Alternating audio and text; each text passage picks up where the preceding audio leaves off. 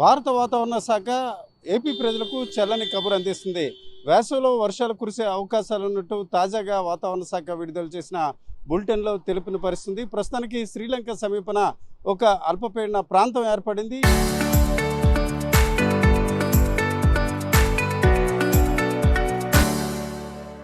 ఇది మరొక 48 గంటల్లో బలపడే అవకాశాలున్నాయి.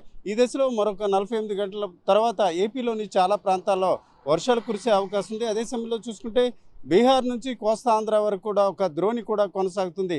వీటన్నిటి ప్రభావంలో కోస్తా జిల్లాల్లో ప్రధానంగా చూసుకుంటే ఉత్తరాంధ్రలోని శ్రీకాకుళం, విజయనగరం, విశాఖపట్నంతో పాటు ఉభయ గోదావరి జిల్లాల్లోని చాలా ప్రాంతాల్లో రాగల 48 గంటల తర్వాత మాత్రం చాలా చోట్ల తేలికపాటి వర్షాలు, కొన్ని చోట్ల పిడుగులతో కూడిన వర్షాలు కూడా కురుస్తాయని వాతావరణ శాఖ చెప్తుంది.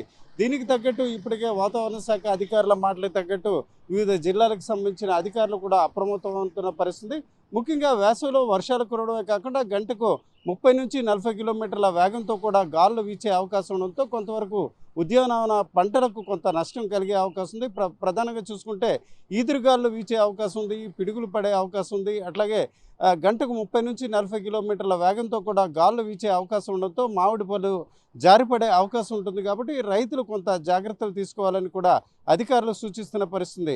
ఏదేమిటికి మరొక 48 గంటల్లో శ్రీలంక సమీపాన ప్రస్తుతం ఏర్పడిన ఆవర్తనం అల్పపీడనంగా మారే క్రమంలో 48 గంటల తర్వాత వేరువేరు ప్రాంతాల్లో వర్షాలు కురిసే అవకాశం ఉంది. ముఖ్యంగా కోస్తా జిల్లాలోని చాలా ప్రాంతాల్లో మాత్రం మరో 2 రోజుల తర్వాత భారీ వర్షాలు, కొన్ని చోట్ల తేలికపాటి వర్షాలు కూడా కురిసే అవకాశాలు ఉన్నాయి. కెమెరా పర్సన్ తిరుపతితో రామచంద్ర, RTV, విశాఖపట్నం.